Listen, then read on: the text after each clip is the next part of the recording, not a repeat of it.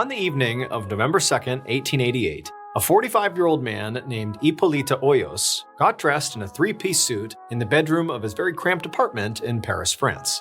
In the next room, he could hear his wife, Alphonsine, cooking dinner, while their three young kids ran around playing.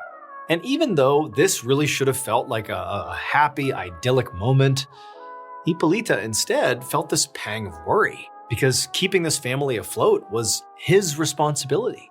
And recently, he'd had a very hard time doing that. So Hippolyte had grown up on a farm in Belgium, and when he was younger, he'd gotten into some trouble with the law and basically had a really tough time kind of finding his way in life. But about 10 years ago, he had moved to France and he had met Alphonsine, and he also found a steady job running a farm for a wealthy French noble in the countryside. Now, Hippolyte knew a lot about agriculture. He'd grown up on a farm. So in theory, this job really should have been perfect for him. But the problem was, no one on the farm really liked him. And it was true, he'd been very strict with the farmhands. But a lot of them had taken that sternness and they had gone to their boss and complained about him, saying that he was overbearing and very difficult to work with. So last month, when Hippolyte's contract was up and he was expecting his boss would renew it, his boss didn't. And so now Hippolyte's, perfect life, this amazing life he had built for himself here in France with Alphonsine, felt like it was falling apart. And so following not getting his contract renewed, Hippolyte and his wife and their kids had moved to Paris so he could look for other work. But luckily they'd also found this very cheap but luckily furnished apartment just the week before, so they at least had a place to live, but Hippolyte still needed work. Now, this new neighborhood they were in, understandably, because it was so cheap, it was largely full of, working class people. And there were lots of factories and lots of warehouses. So it was sort of a little bit rough and tumble compared to what Hippolyte had become accustomed to working for this nobleman out in the countryside. I mean, Hippolyte, he wasn't crazy about the area. He had expensive tastes, even though he didn't have an expensive budget. However, Hippolyte knew that this whole situation was just temporary. Because after all, he was about to come into a huge windfall. And he actually had to travel outside of Paris right now to actually get the money, which was what he was currently getting dressed for. And so on this trip, his friend, 52-year-old Louis Baron, would be accompanying him, at least for a portion of the trip, because he was going the same way for a job interview that Hippolyte had actually helped set up for him. Now, Louis was also from Belgium, and so he had known Hippolyte for a long time, but things were tense between them at the moment. Hippolyte had arranged for Louis to work on the farm that he used to manage, but when Hippolyte was fired, it had also cost Louis his job there as well. The reality was, Louis was quite furious. I mean, he was really upset about it, to the point where Hippolyte had actually helped pay for a room at a hotel just a few blocks away from his apartment in Paris for Louis. And he'd even let Louis borrow one of his suits to wear to this job interview. And so really, Hippolyte was hopeful that by the end of this trip he was going on, his buddy Louis would finally just stop being mad at him. That was causing lots of problems. So now, after getting dressed in his fancy suit, Hippolyte packed up a bag with some extra clothes and some cash, and he put on a hat. Then he went into the kitchen to kiss Alphonsine goodbye. She kissed him back, but she definitely seemed a little bit anxious, and Hippolyte figured she was just thinking about being left alone with their three small kids. So he just reassured her that, this trip, this was all going to be worth it. Like, don't worry about a thing. I'll be back soon. Then he said goodbye to the kids and then left for the train station. Just after dark that night, Hippolyte stepped off a train at the station in Chantilly, which is about 30 miles north of Paris. Louis was with him and already dressed for his interview in the suit that Hippolyte had given him. And as the two men walked across the platform, Hippolyte noticed that Louis was moving sort of slowly and awkwardly, like he was uncomfortable in the suit, like he wasn't used to dressing that way. The men left the station on foot and continued walking down the road towards Senlis, the little town where they were both spending the night. It was about a 6-mile walk to get there, and once they got outside of Chantilly, the road was surrounded almost entirely by woods. It was dark and it was late, so there weren't many people that were out and about, and the two men didn't talk much, so the walk was very quiet.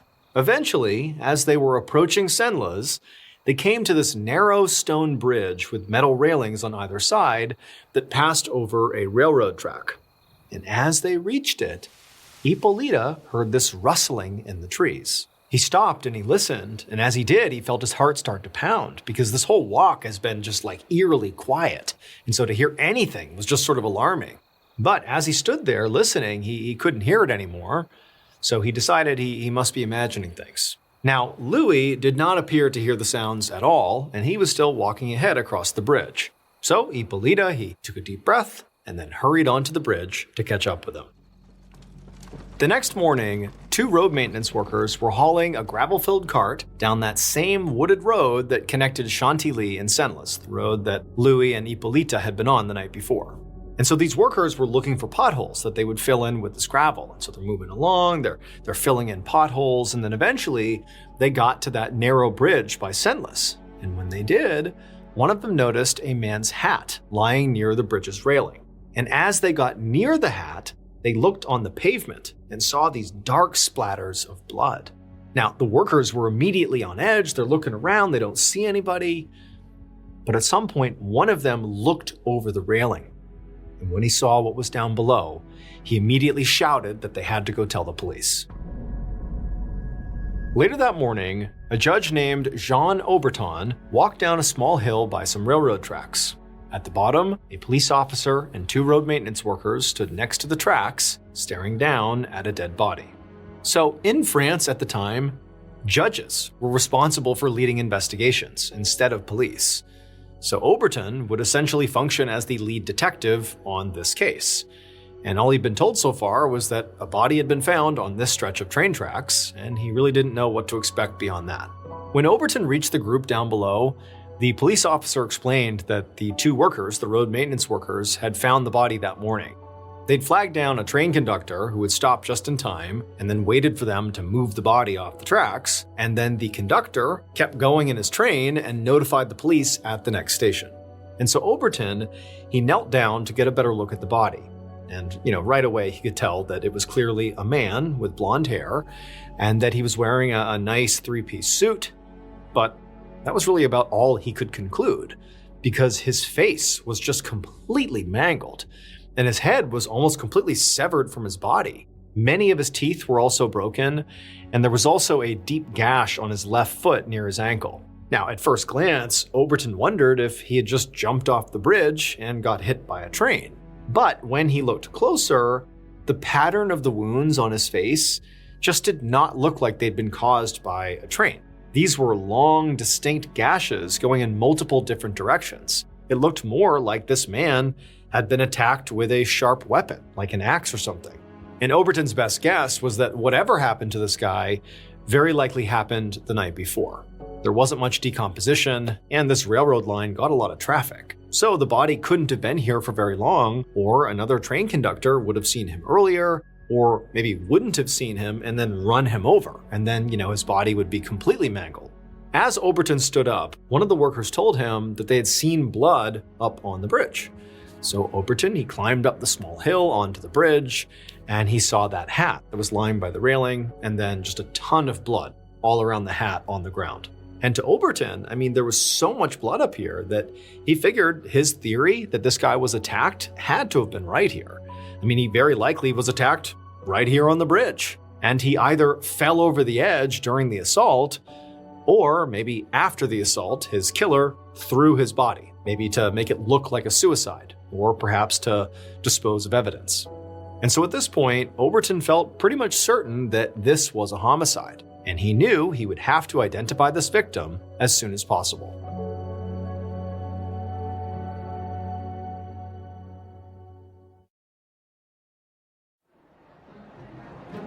On the afternoon of November 4th, 1888, the day after a man's body was found mangled in the woods near Senlis, France, Judge Auberton walked down a busy street in a working-class part of Paris. Now, by this point, he'd already gotten the autopsy results back, but they didn't really tell him much that he didn't already know, which was that the victim had been killed by multiple strikes from a sharp weapon, like a hatchet. Now, even though the body itself had not given Auberton too much to go on for this investigation, the clothes that the victim had on had given him something. Auberton had spent the past day piecing together clues that he had found in the victim's pockets, including a piece of paper with an address to a location in Paris and the initials HH embroidered on a handkerchief. And at this point, Overton knew what HH meant. It was the initials for the victim, Hippolyta Hoyos. Overton had gone to that address in Paris from that piece of paper, and he found it belonged to an acquaintance of Hippolyta's. And this person had not only identified Hippolyta, but also he gave Overton Hippolyta's last known address, where he had lived with his family. And Overton was right outside of that address now. But as he looked up at the building that matched the address he'd been given, he wondered if he had the wrong place. The man whose body had been found was wearing this really nice suit and looked like he was upper class based on the suit. And this was definitely not an upper class place to live. This was not a nice area. But Overton went inside anyways, and he walked up a flight of stairs, and then he knocked on the door of the apartment number that he'd been given. Seconds later, a very tired-looking woman answered the door, bouncing a toddler on her hip, and Overton asked her if this was the home of Hippolyta Hoyos. And the woman just kind of frowned and said yes, she was actually his wife, Alphonsine. Overton kept it simple and just said that he was a judge and he was conducting an investigation, and asked if he could come in. Alphonsine got this uneasy look on her face, but she nodded and said come on in. Once they'd both sat down at the dining room table, Overton told her that the investigation he was doing was for a homicide, that a body had been found in the woods near Senlis, France, and he believed, unfortunately, the body belonged to her husband, Hippolyta. And to Overton's surprise, Alphonsine just didn't seem very upset at all. She just sat there expressionless, as Overton went on to explain a little bit further, what actually happened, that, the body had been found on some train tracks, and it appeared like that he had been attacked. Someone had clearly killed him. And as Overton did this, he kept waiting for Alphonsine to cry or gasp or really show any emotion, but she just didn't. And Overton couldn't decide whether this was suspicious or if, this woman was just in shock. So after, laying out why he was here, he began just asking her questions to get a better read on her. So he asked her, when was the last time you saw your husband? And she just began to speak. She said it was the evening he had left for the train station. He was going to Belgium to collect the inheritance from a relative who had died recently. She said that she'd been staying home and taking care of their 3 kids since then and hadn't heard anything from him since he had left.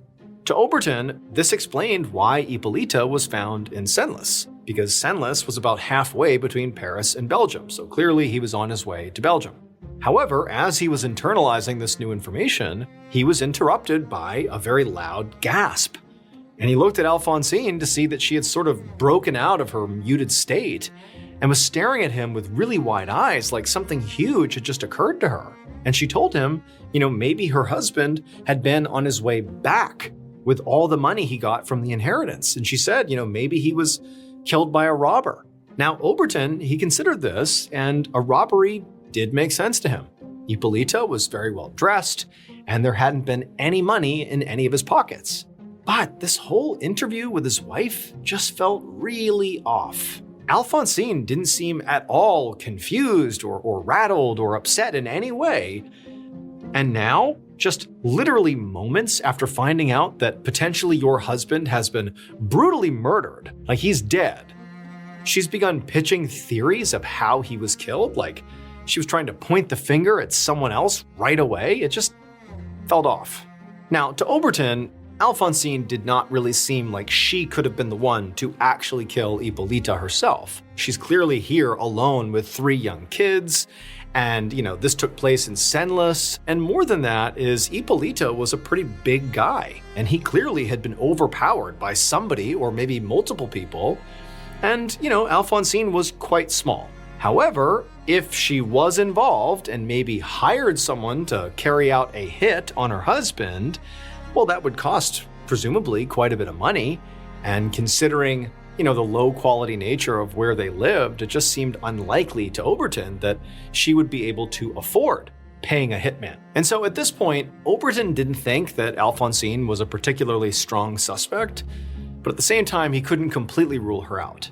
However, one thing he was definitely sure about, just based on a gut feeling here, was that Alphonsine knew something more than she was telling him. That night, when Judge Overton got back to the courthouse in Senlis, he walked down the hallway toward his office and saw a police officer waiting at his door.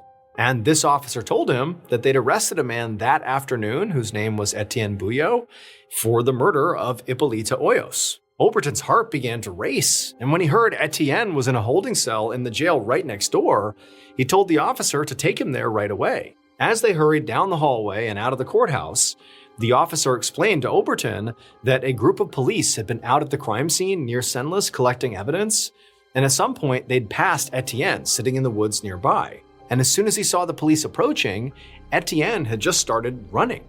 And so the officers had chased him down and they had caught him, and when they did, they noticed he had blood on his pants and on his jacket.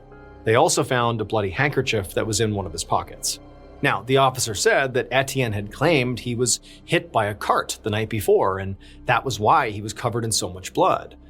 But the police were just not convinced, especially because Etienne refused to give them an alibi for where he had been the night Hippolyte was actually killed. And so the officer and Oberton, they get to the jail and they go inside, and when they reach the holding cell, Oberton saw Etienne sitting inside, and he was wearing very shabby clothes and looked like he might be homeless. And so Oberton, he goes inside the cell, and Etienne, he's just sitting there, he's not saying anything, and Oberton, he just sits down and begins going over all the evidence that they had. And a lot of it made it seem like Etienne was their guy.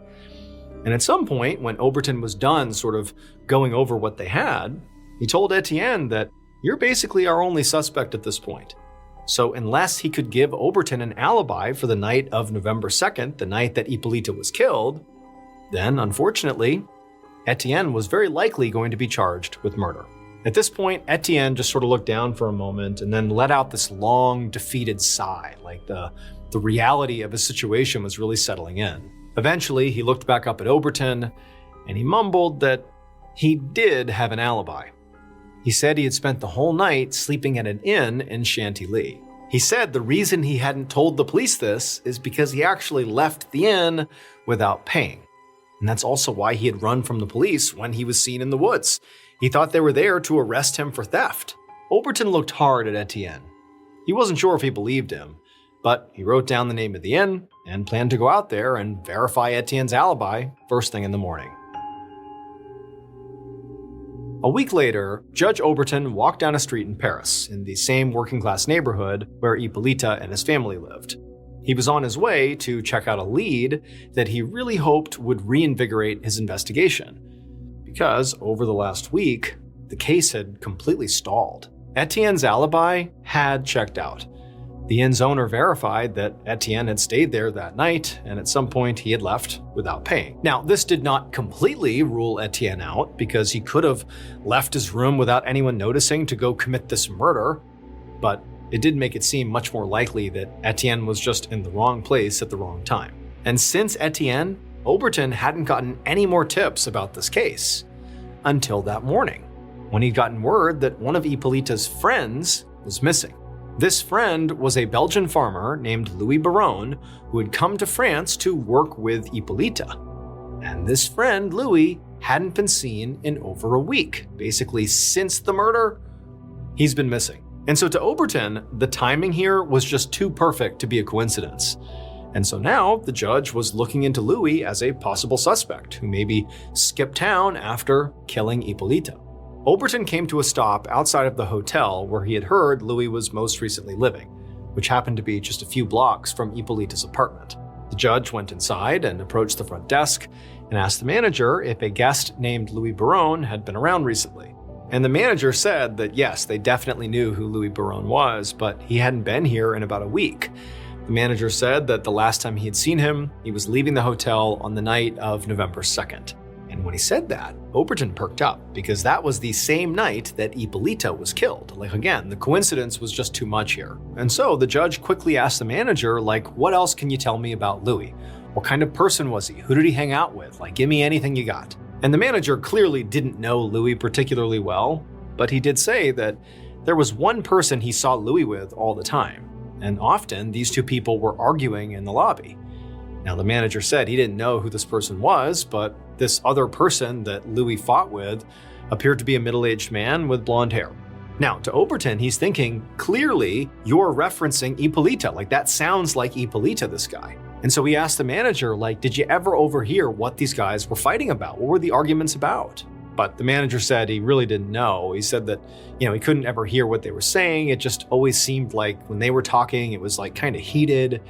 And he could really tell that Louis appeared to despise this other guy. Like it was much more Louis hating this guy than the other way around. The manager did tell Overton that occasionally their arguments did get so bad that it almost became violent. And in fact, the manager at one point or another had to break them up, like physically separate them. But even still, he didn't know what they were fighting about. As Overton is hearing all this new information, his mind just raced.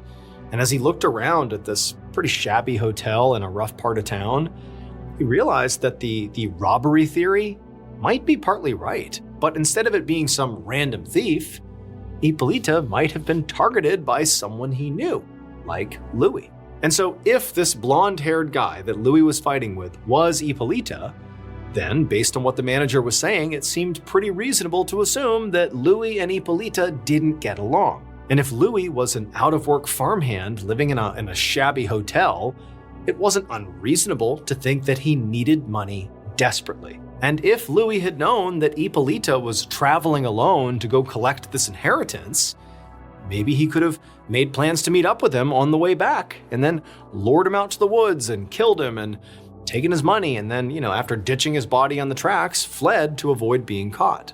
And if Louis really did have all that inheritance money on him, with all that cash, he could be anywhere by now. And so Overton realized he might never find him.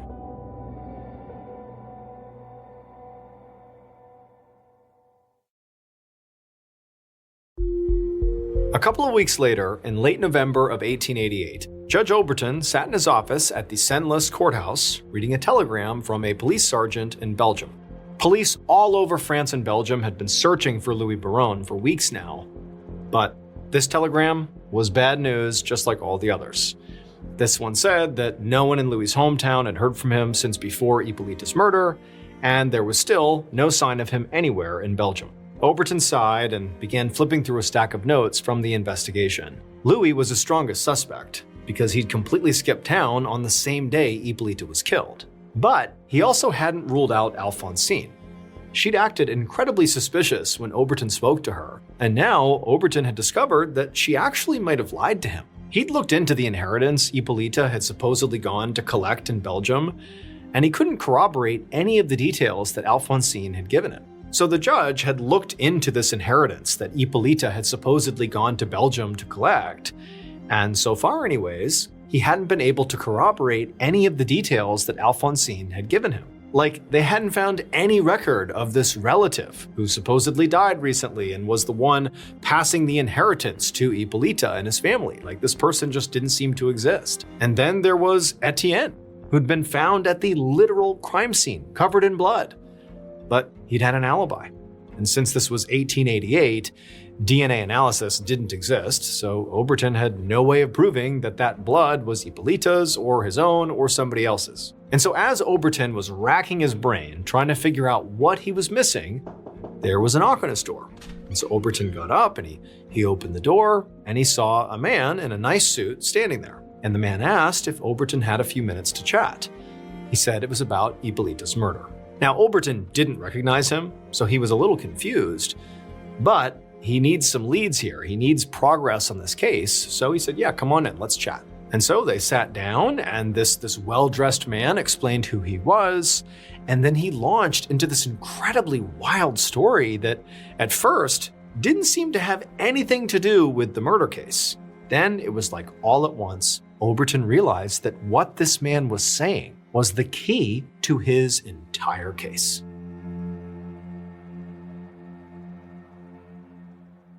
Based on all the evidence, which included letters and witness interviews, this is what police believe happened to Ippolita Hoyos on the night of November 2nd, 1888.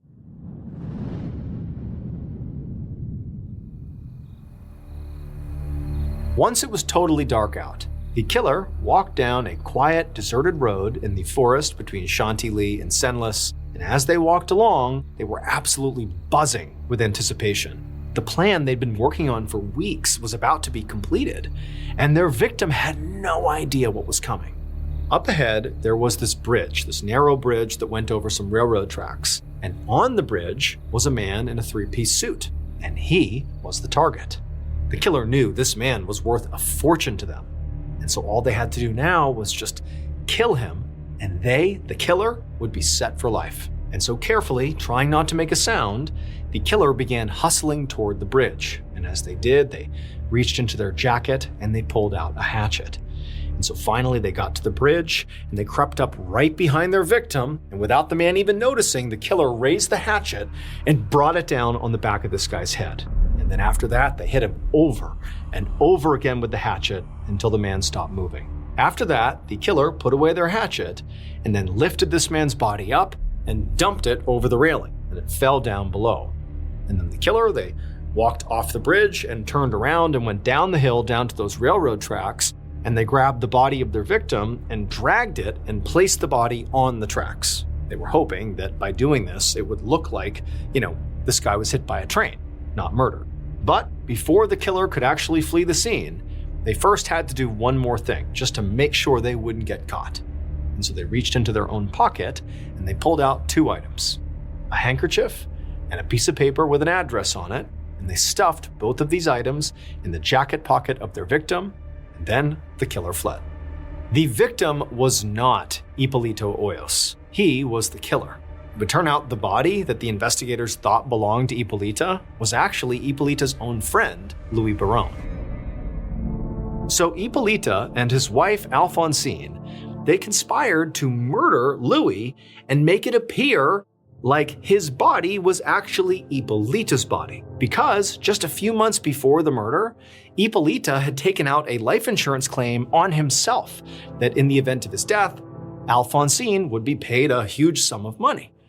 But Ippolita had no intention of dying. They needed somebody else to die on his behalf. And it just so happened that Louis actually already looked an awful lot like Ippolita, like strikingly similar. And so Ippolita lured Louis out to that deserted stretch of road in the woods on the way to a job interview, which was just pretext to lure his friend out there to be isolated. And there, Ippolita butchers his friend with the hatchet, kills him, and after hitting him over the head a bunch of times on the bridge, he flipped him over and hacked his face apart with the hatchet as well, just to ensure his face would be so badly mauled nobody could recognize him. Ippolita also put that handkerchief and that note with the address in his pockets, which, by the way, he's literally wearing one of Ippolita's suits that he so, kindly allowed his friend to use for the job interview. It was a setup. He put those items inside of the suit and he's like, boom, now the police are gonna find this body, they're gonna think it's me, here's all this evidence that will suggest it's me, and I'm gonna get off scot-free. But Ippolita and his wife Alphonsine had left one big loose end. And that loose end was the well-dressed man who had walked into Judge Oberton's office and basically cracked the case wide open. The well-dressed man at Oberton's door was the president of an insurance company. And he told the judge that Ippolita had been shopping around for a life insurance policy just 2 months before his sudden murder, and that his insurance company had actually flagged Ippolita's application as possible fraud, and so they had not given him the policy. But he would tell Oberton that apparently after this failed attempt, Ippolita just reached out to another insurer who did take the bait, and as soon as that contract was signed and suddenly Ippolita had this policy, Ippolita supposedly died. And so after hearing these details from the president of this company, Oberton ordered the body to be exhumed and re-examined. And this time, when the body was compared against photos, investigators confirmed it was in fact Louis. The real Ippolita was tracked down in the north of France, where he was living under Louis's identity. He was charged with murder, and on June 15, 1889, he was sentenced to death. Morning of December 21st, 1980, a woman in her 40s walked into a jail cell in Los Angeles, California. Now, in this jail cell already was another inmate. Her name was Etta Louise Smith. She was 32 years old, and at the time, she was laying on one of the benches inside of this cell. Etta had actually been in jail for 4 days leading up to this moment. The police were sure Etta had something to do with the savage murder of a nurse in the area, but they really didn't understand what role she had played. In fact, virtually everything about Etta was very confusing to police. And Etta herself was not really doing herself any favors because she wasn't really explaining how she had the information that she had. Now, Etta had already gone through a 10-hour-long interrogation, which led police nowhere. She had undergone a polygraph test, which didn't lead to any new answers. And she had also undergone a thorough strip search. She had been kept without food for 24 hours at one point. She had been left in this cold jail cell without shoes for 4 days. But she just wouldn't crack. She would not confess to playing a role in this murder. And so this was why police on this day had decided to go another route to get information out of Etta. That woman in her 40s who had just walked into Etta's jail cell was pretending to be an inmate, but in reality, she was an undercover cop. And her job was to go into this jail cell, befriend Etta, win her trust, and see if maybe then Etta would begin revealing information about what she had done. And so after this undercover cop walked into the jail cell, the jailer shut the door behind them, closing in the undercover cop and Etta. And at this point, Etta was woken up by the noise and she sat up on her bench and she looked over at the undercover cop. And the cop, she was immediately struck by Etta's appearance. Etta did not look like a murderer. She was this little, slight, totally unthreatening person who really just looked like a suburban mom who maybe had a white-collar job. But the undercover cop also knew that appearing to be totally harmless was a great cover for being a murderer, and so this could all totally be an act. And also, to this undercover cop, it just seemed like Etta was way too calm and collected given her circumstances. She is effectively wanted for murder, and the police are putting so much pressure on her to get her to speak about it, and she's just laying down sleeping in her cell, making no big deal about it. But the undercover cop maintained a very neutral persona, and she sat down, and at some point she asked Etta, hey, what are you in here for? And Etta, she kind of just looked down and smiled for a second, and then when she looked back up at the undercover cop, she said, you're never going to believe me. The undercover cop at this said, oh, come on, how bad could it be? Tell me what's going on here. Why are you in here? And it was at this point that Etta would say something that nearly caused the cop to break character.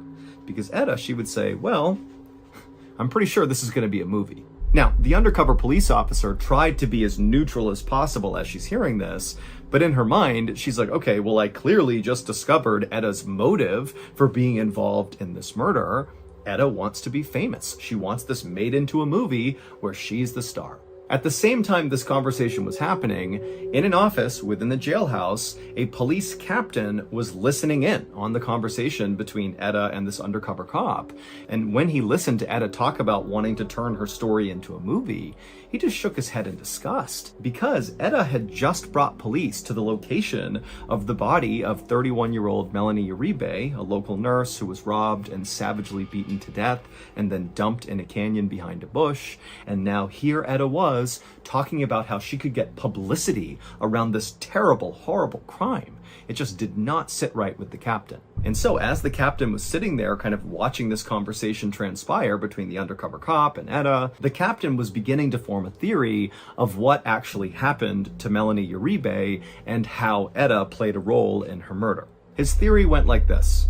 6 days earlier, the victim, Melanie Uribe, had left for her shift at the hospital in Burbank, California, which is a suburb of Los Angeles, but she had never arrived for her shift. And so when her colleagues had noticed her absence, eventually the police were called and a search was launched to find her.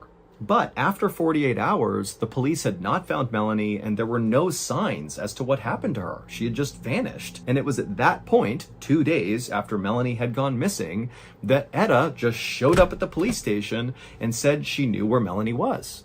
And so the detective who was talking to Etta at the time when she came in and said this, he brought out a map and he said, okay, point to where she is. And Etta had immediately pointed to this area on the map called Lopez Canyon, which was about 25 miles away from Los Angeles. And she would tell the detective that, yeah, Melanie is somewhere right in there. When the detective asked Etta, how do you know this? Etta would say she just knew. And then when the detective followed up and said, Etta, this is pretty incriminating that you're telling me you know where someone's body is. What's motivating you to come and say this to me?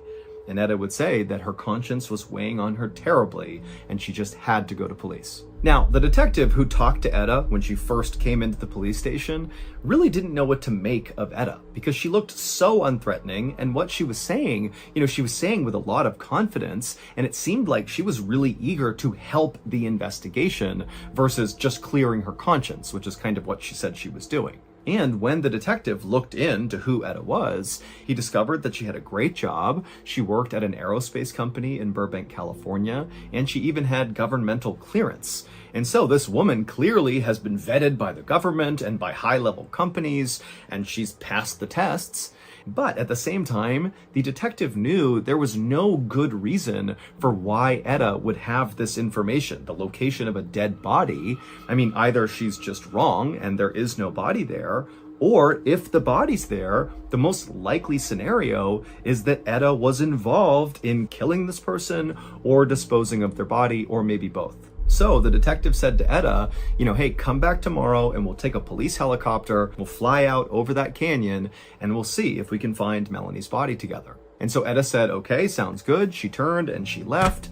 But then just an hour later, Etta came back into the police station with her 2 young kids in the car, and she would tell that detective that she actually just drove out with her kids to that canyon and had found Melanie's body. In fact, she told the detective that her 7-year-old child, who was in the car right now, had been the one to actually find Melanie's body. The detective could not believe this woman, 1, had gone out by herself to do this, but 2, had brought along her kids as well? Like, what's going on with this person? But regardless of how weird this was, the detective immediately rounded up some backup, and with Etta's help, they went out to a particular spot in this canyon, and sure enough, when they got out there, right in the spot where Etta said it would be, was Melanie's badly beaten body.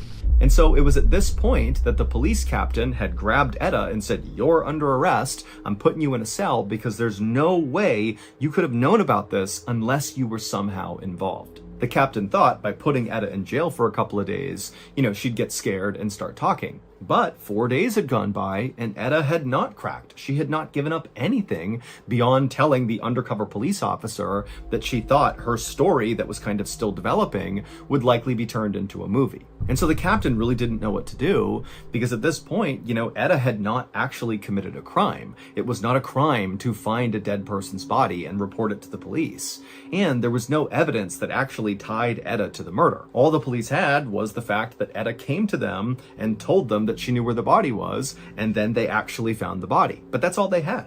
But the police captain would catch a break on that 4th day because he would receive a phone call that would totally change everything about this case. It would turn out on December 17th, 1983, so the same day that Etta would go into the police station to report that she knew where Melanie Uribe's body was, well, on that day, Etta was at work listening to the radio and filing some paperwork. And as Etta listened to the radio, the local newscaster was talking about Melanie Uribe and how she was missing. And the newscaster talked about how police had found her truck and it was parked on this dead-end street, and that police were searching nearby residences to see if maybe they knew what happened to Melanie. But as of right now, there really was no new leads. They did not know where Melanie was. And it was right around this point that Etta's listening to the news about Melanie that Etta heard a voice in the room she was in. And the voice said very clearly to Etta, "She's not in one of those houses." And Etta immediately, when she heard it, she turned around wondering who the heck was in here, who's talking to her, but there was nobody else in the room.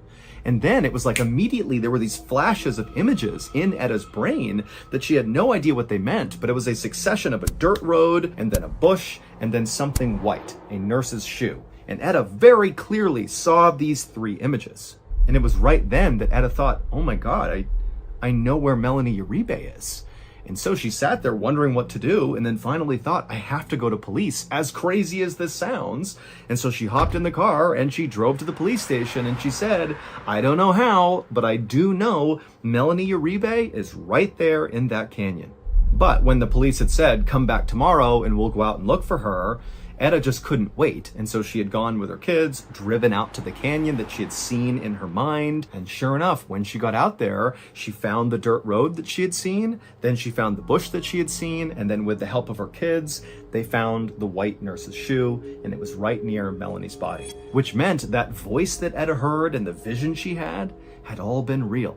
The phone call that the police captain received on the 4th day that Etta was sitting in jail and talking to the undercover cop, the phone call that changed the whole case, well, the phone call was from another police officer saying they had just arrested 3 men who were caught bragging about beating and killing Melanie Uribe, and they had confessed and they were now being held in jail. And so clearly, Etta did not commit this murder. And so even though it made no sense that she just knew where this body was, the police had to release Etta the same day, so she was released, and then ultimately the three men who confessed to killing Melanie Uribe, they would be found guilty, and they would each be sentenced to life in prison.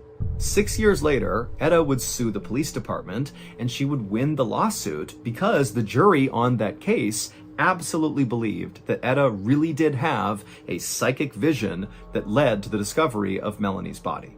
Etta would never go on to make a movie about her story, and in fact, when she was asked later on about why she said that during her conversations with that undercover cop, Etta would clarify that she didn't say that she wanted to make a movie, but rather she said to the undercover cop something to the effect of, it feels like I'm living out a bad movie. And so that was kind of misconstrued by police into her saying, I want to make a movie about this. She didn't and has never made a movie, and in no way has sought out any fame or recognition for what happened.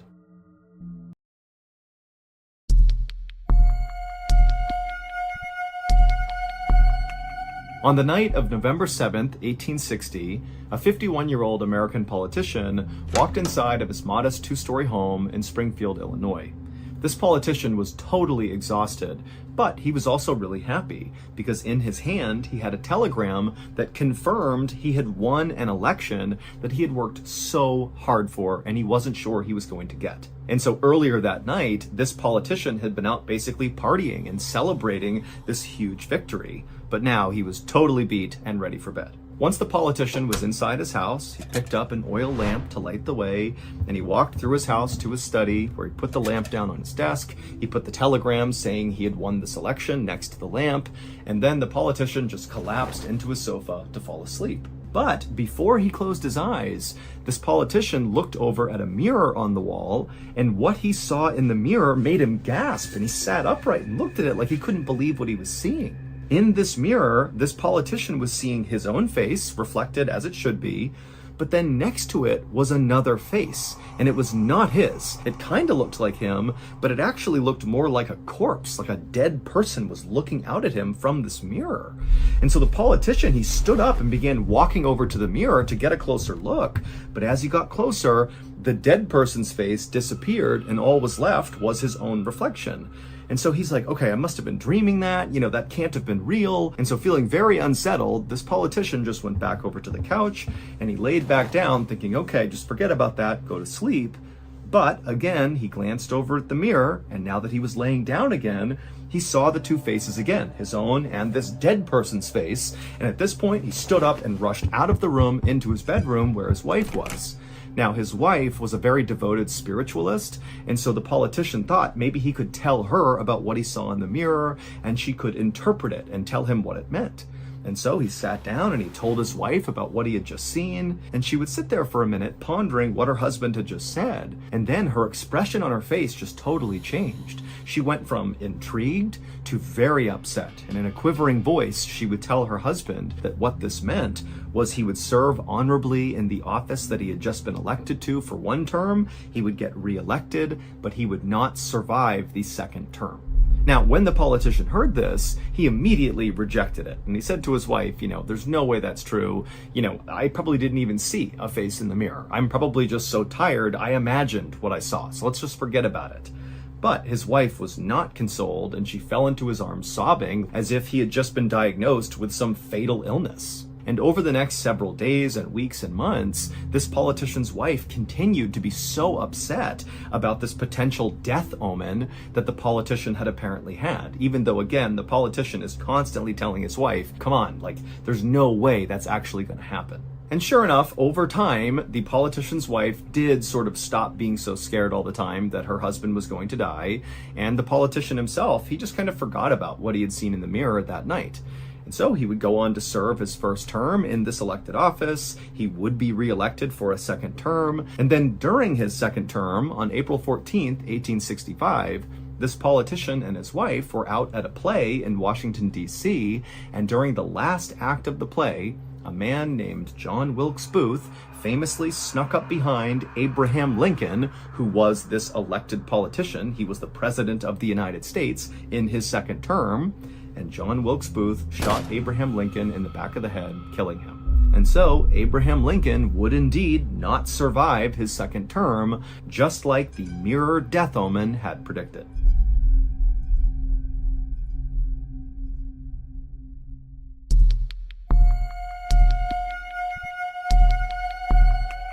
On April 1st, 1984, a 28-year-old man named James Sevigny opened his eyes and looked down and saw his whole body was covered in snow, and a lot of that snow had turned red from what looked like blood. James tried to take a breath in, but as soon as he did, his chest exploded in pain.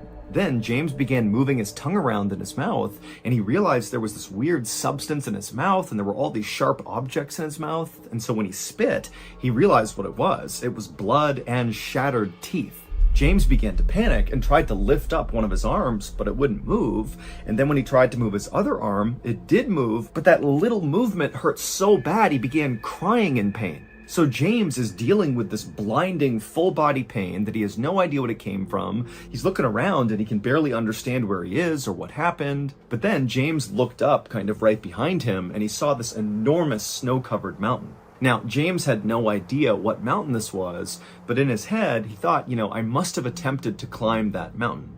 James was a self-described climbing bum, which really just meant he lived out of his car most of the time and traveled all around the world, seeking out the most dangerous mountains in the world for him to climb. And so as James was racking his brain, trying to remember what happened, suddenly it all just came flooding back.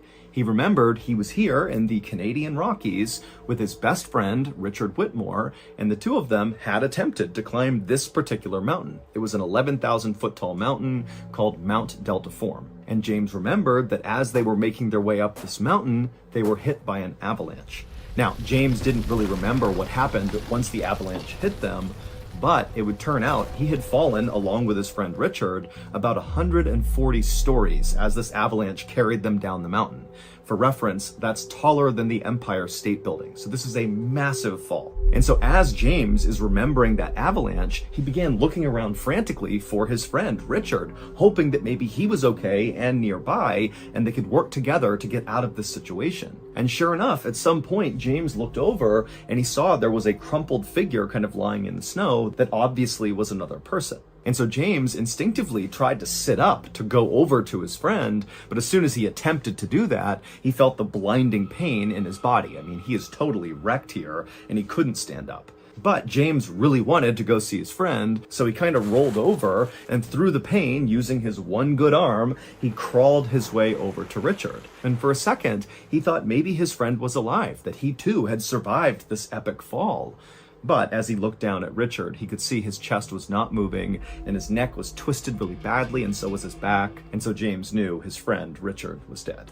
And so James just collapsed into the snow, feeling unbelievable anguish and sadness and fear. I mean, this is the only other person out here. They are nowhere near civilization, and it's going to be at least 4 days before anybody even notices that they aren't back yet, because that was when James and Richard were supposed to be home. And now James is thinking, like, I can't even stand up. I can barely breathe. I'm so badly hurt. What am I going to do?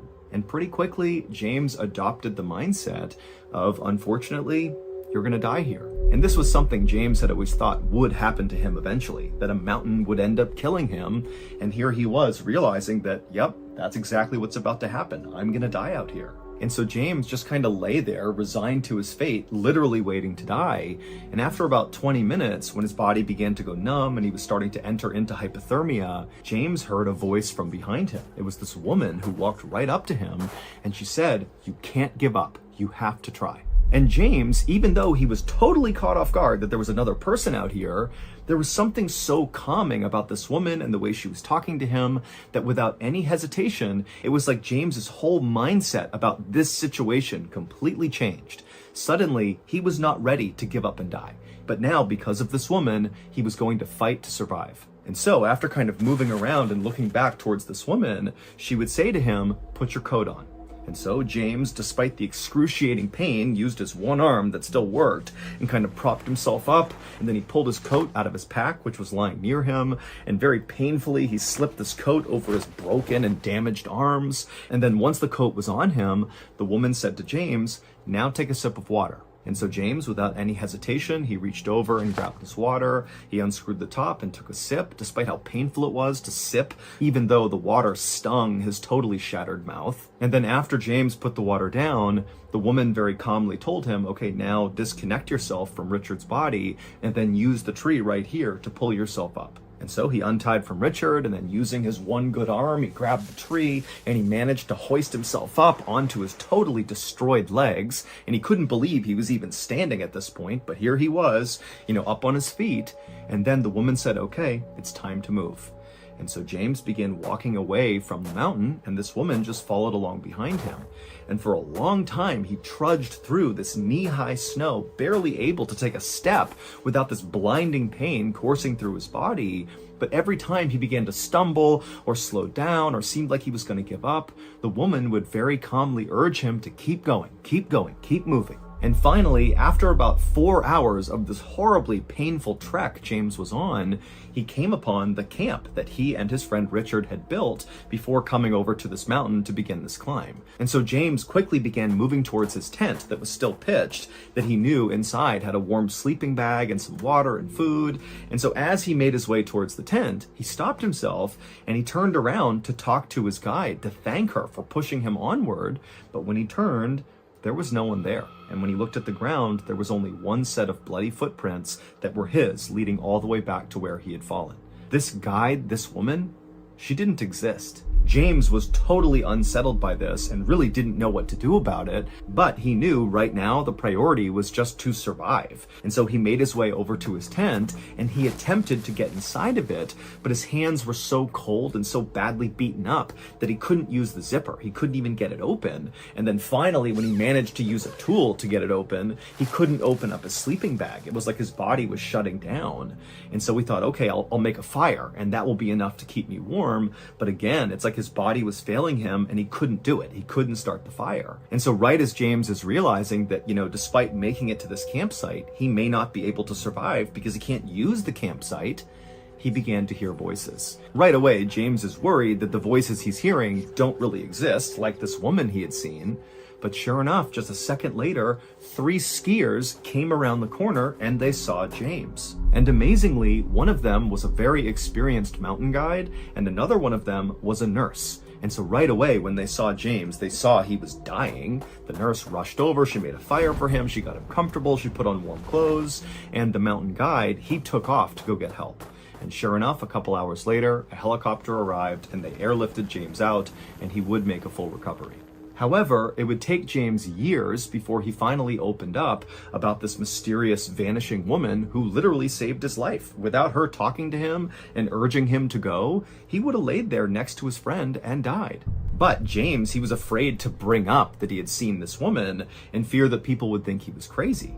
But when he finally brought it up, he would quickly learn that he was far from the first person to experience this phenomenon of having this invisible person help you. In fact, this phenomenon is common enough that it has its own name. It's called the third man effect. The third man refers to this mysterious vanishing person that steps in and helps people survive who have just undergone some horribly traumatic event. An example of somebody else who has experienced the third man effect was the very last person to escape the Second World Trade Center tower on September 11th, 2001 in New York City during the terrorist attacks. He was able to get out right before it collapsed because a mysterious vanishing voice told him exactly which direction to go until he escaped. And so, whether the third man effect is actually supernatural or just a trick of survivor psychology, we don't know. James, who is both an atheist and a scientist, says he does not believe that this woman who saved him was an angel or connected to religion in any way. Instead, he just said, it was a presence that I needed at the time that saved my life, but that is the extent of my understanding. 5:30 a.m. on November 13th, 1989, 16-year-old Amy Widener woke up coughing in her upstairs bedroom in Indianapolis, Indiana. Amy's throat burned. She glanced over at the clock on her bedside table and saw how early it still was.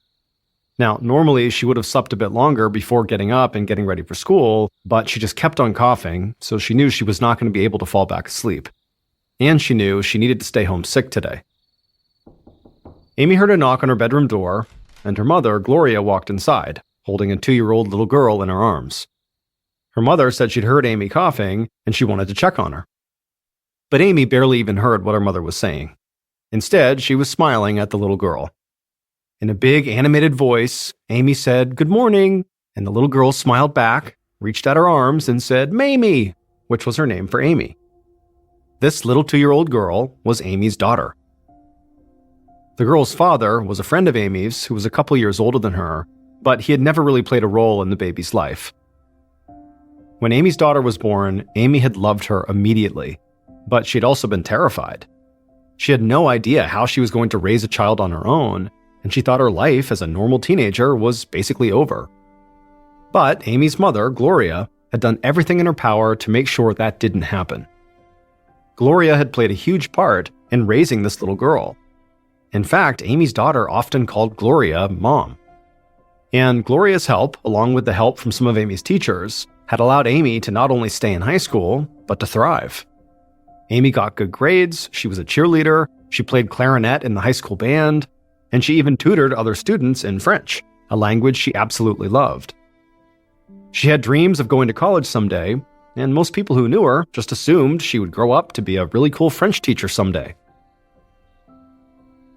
Back in the bedroom, Amy told her mother there was just no way she could go to school today with her cough. Her mother agreed and told her that she could still take her baby to the babysitter like she usually did during the week, but Amy said to leave her at home. It'd be nice to spend the day with her little girl. Gloria said okay, and then put the little girl on the bed next to Amy, and then she walked out to get ready for work. As tired and sick as Amy felt, she couldn't stop smiling. She loved that her mother had made it possible for her to still just be a teenager most of the time. However, she missed her daughter a lot when she was at school. And so a day like today, to be alone with her daughter was really special. While Amy sat and talked to her daughter on the bed, her older brother, JP, walked in. The siblings were only a year apart, and they were extremely close.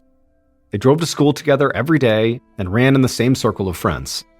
And this close-knit group of high schoolers spent almost all of their free time together. JP told his sister to get well and said he'd see her when he got home from school.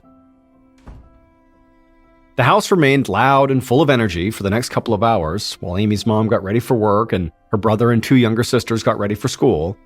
But eventually, everybody cleared out and the house became quiet. Amy continued to sit on her bed and just play with her daughter. In a house with 4 school-age kids and a baby, silence was very rare, so this morning felt extra special. However, that feeling quickly disappeared when Amy heard a door open downstairs. She figured one of her younger sisters must have just forgotten their backpack or something. So Amy cleared her throat and coughed a little, and then called out to see who had come home.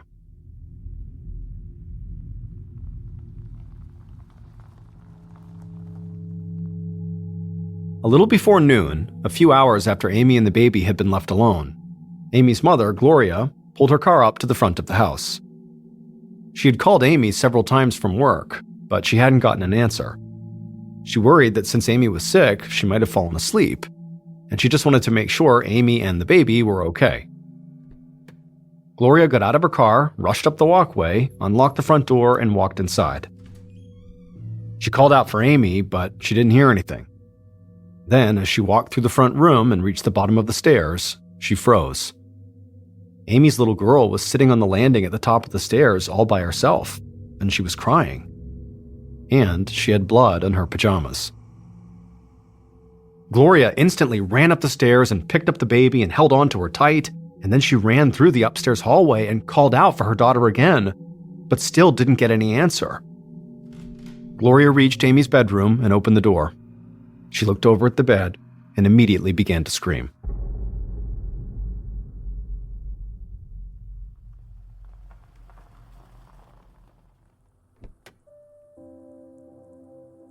That afternoon, not long after Gloria had gotten home, Detective Norman Matthews of the Indianapolis Police Department parked in front of Amy's house and stepped outside. Police had already taped off the property, and Detective Matthews saw forensics officers scouring the front yard for evidence. Matthews also saw a woman standing with several uniformed police officers. The woman was crying, But at the same time, she was gently bouncing a little girl in her arms, doing everything she could to make sure the girl wasn't scared or upset. Matthews put on gloves, ducked under the crime scene tape, and walked into the house through the front door. More forensics officers were busy searching both floors of the house, and one of them pointed Matthews upstairs. Matthews walked up the steps, went down the hall, and into Amy's bedroom. A camera flashed as a forensic photographer took pictures of the scene in the bedroom, while Matthews just stood there inside the doorway, staring at the bed. There, he saw Amy Widener's lifeless body. Her face and her red hair were bloody, she was naked, and there was blood all over the sheets and on the wall above her. Matthews stepped closer to the body, and he could see cuts and a deep gash on Amy's forehead, and there was bruising on her throat, arms, and legs. The attack on this young woman looked vicious and uncontrolled, which was horrific enough in and of itself. But when Detective Matthews had gotten the call to come to this house, he'd been informed that this attack had taken place while the victim's 2-year-old daughter was present, and that information made this crime scene much, much worse. Detective Matthews met with the forensics officer who was working in the bedroom. The officer told him that amidst the blood on the wall, they had found what looked like a pretty clear palm print. The officer said the forensics team would carve out that section of the wall to make sure the print was preserved in its entirety, in hopes they could eventually find a match in their databases. For reference, in 1989, DNA testing was still very much in its early stages, and so it was not being used as an investigative tool by the Indianapolis Police Department.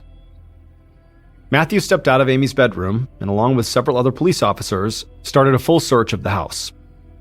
The front door had apparently been locked when Gloria had come home to check on Amy and the baby, and there was no sign of forced entry.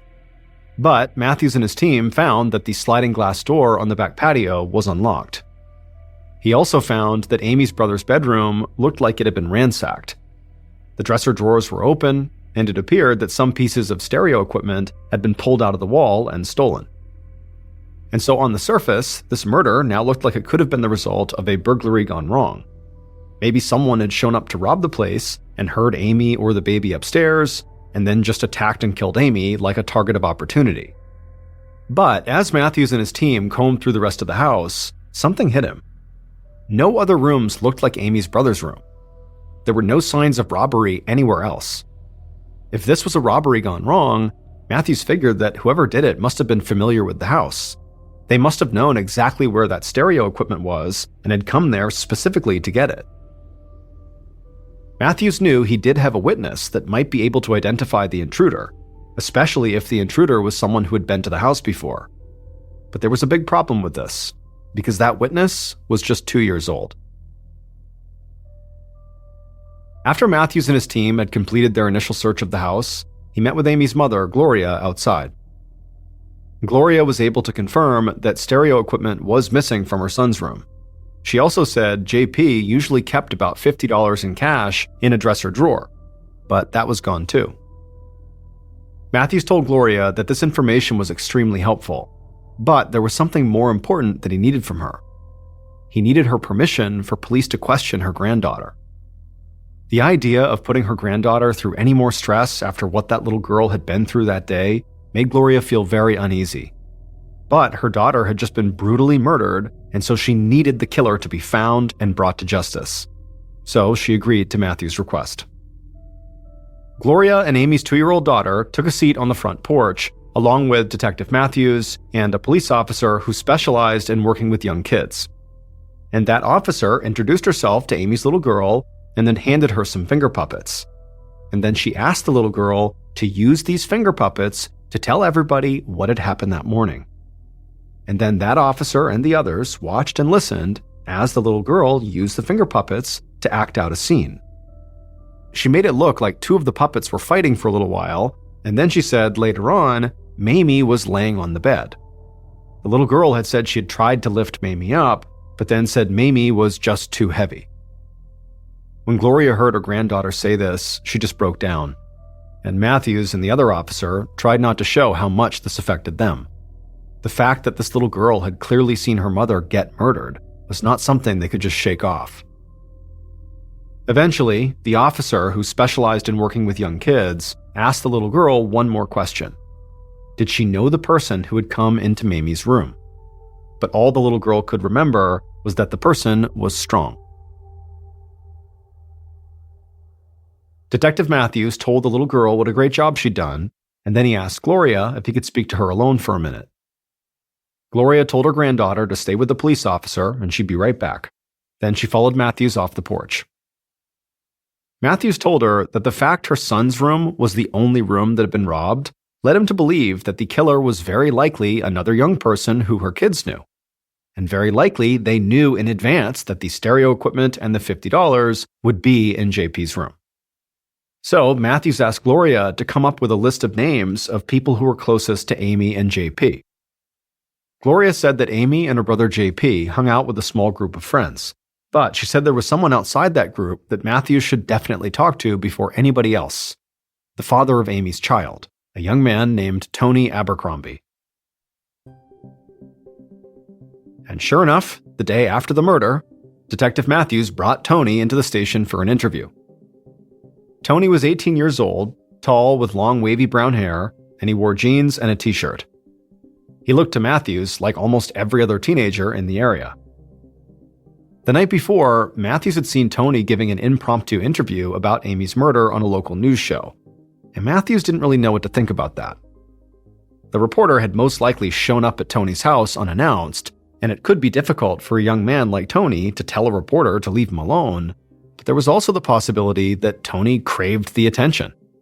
There were plenty of homicide cases throughout history where the killer went out of their way to get their name in the news. However, Matthews was not ready to jump to any conclusions like that. And now, looking at Tony across the table, he could tell this kid seemed very upset and maybe even a bit scared. Matthews told Tony he was not in any kind of trouble. The police just needed to know some things about his relationship with Amy. Tony nodded and told Matthews he'd been good friends with Amy's brother JP. That's how he had met Amy. He said they'd gone out a few times and then ended up sleeping together, and Amy got pregnant. Tony admitted that the idea of becoming a father at his age scared him, and he was not looking forward to the birth of the baby. However, when the baby was born, Amy and Gloria had basically raised her without him. So Tony said he hadn't talked much to Amy since then or had anything to do with his child. He told Matthews he'd gotten a phone call from Amy's friend that Amy had been killed on the morning it happened. Tony said he'd felt completely torn up when she had told him, and in fact, he had to leave work because he was so upset. Tony said he might not have seen Amy very much lately, but he still cared about her. And on top of that, she was one of the sweetest people he'd ever met. It didn't make sense that somebody would want to hurt her. Shortly after that, Matthews got Tony's work details and then told him police would follow up if they needed more information. And then he let him go. Matthews needed to see if Tony really had been at work on the morning Amy had been killed. But based on this one interview he had just done, Tony did not seem like the type of person who had done that TV interview to draw attention to himself. Instead, he just seemed like a kid who was very upset that a girl he'd been with and fathered a child with was now gone. In the days immediately following the murder, the investigative team started to look into a range of Amy's friends and classmates, believing the person who broke in and killed her was most likely someone Amy knew. But, based on what he'd seen at Amy's house, Detective Matthews had also developed a new theory. Maybe there hadn't been a break-in at all. Maybe Amy's brother JP had killed her and then ransacked his own room to try to throw off the police. So, Detective Matthews met with JP multiple times. And in every meeting, JP made it very clear how angry and upset he was that police would even think he could do something like this to his sister. He said he loved Amy, maybe more than anybody else in the whole world. They had been so close ever since they were little kids. But despite these multiple interviews and Detective Matthews' continued interest in JP, the detective did not find anything linking him directly to the crime. His fingerprints were all over the house, including inside of Amy's room, but that was expected. He lived there, so it really didn't mean anything. And there was nothing JP did in the aftermath of the murder that added more suspicion to him. In fact, JP just seemed devastated by the loss of his sister. And then on November 17th, so 4 days after Amy's murder, when Amy's friends and family all gathered together for her funeral, JP shared countless stories about some of the best times he'd spent with his sister. He said because they were so close in age, it was like they weren't just siblings, they were more like really good friends. At the funeral, JP, along with JP and Amy's mutual friend Rodney, and some of Amy's girlfriends, did their best to try to console Amy's younger siblings and her mother Gloria. But it felt like an impossible task, because none of them could accept that this had really happened. Following the funeral, Detective Matthews and his team collected the guest book and made a note of everybody at the service who'd signed the book. Many of the guests had been Amy's classmates and her teachers. And so Matthews and his team first met with some of the high school students on the list that they had not already spoken to. But none of these interviews really led anywhere. All of them just sort of ended with the students talking about how much they were going to miss their friend. And at the same time, Matthews still didn't have any real concrete evidence, like any information on the bloody palm print that had been found in Amy's room. So one afternoon, in the week following the murder, Matthews walked down a long hallway lined with lockers at Amy's high school. School was already out, so there were only a handful of students who were still there. Matthews turned down a different hallway with classroom doors on either side and found the French classroom. He walked in and saw Amy's French teacher, Jody George, waiting for him. Matthews had heard from several people that Jody was Amy's favorite teacher, and so he told Jody this, and this immediately made Jody break down into tears.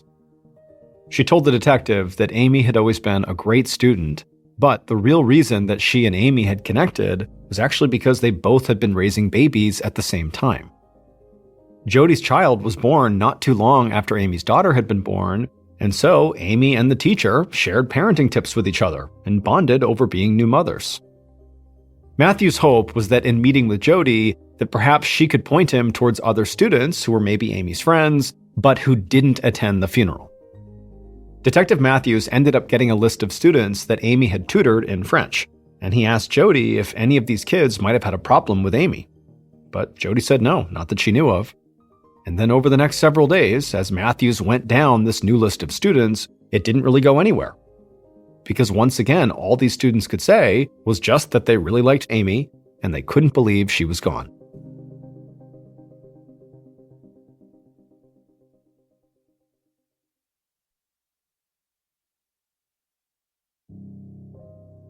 By the end of November, about 2 weeks after the murder, Matthews felt like he had spoken to every high school kid in town, and he still wasn't any closer to finding Amy's killer. Tony Abercrombie, the father of Amy's daughter, looked like he had a solid alibi, as did her brother JP, who was seen in class by multiple people at the time his sister was killed. And when Matthews finally got the results on that bloody palm print that had been on the wall in Amy's room, it didn't match Tony or JP's prints. It also did not match any of Amy's friends that police had interviewed, or any prints in any criminal database. So Matthews felt like he basically had nothing, and now he wondered if he'd just been plain wrong the whole time. Maybe Amy didn't know her killer, and it was just some random stranger that had broken into the house and killed her. And if that was the case, it meant the suspect pool could basically include almost anyone. Matthews and his team continued to follow any potential leads, and they returned to the crime scene to see if there was anything they might have missed. But as 1990 began and several more months passed, it became clear the police had no real suspects. Amy's family still got together with Amy's friends and that French teacher Jody to share stories and keep Amy's memory alive, but most of them came to believe that her murder would never be solved. And as even more time went by with no new leads, some members of the investigative team started to feel the same way. And eventually, Detective Matthews and the rest of the investigative team had to focus on new cases. And so Amy's murder case went cold, and it would stay that way for a long, long time.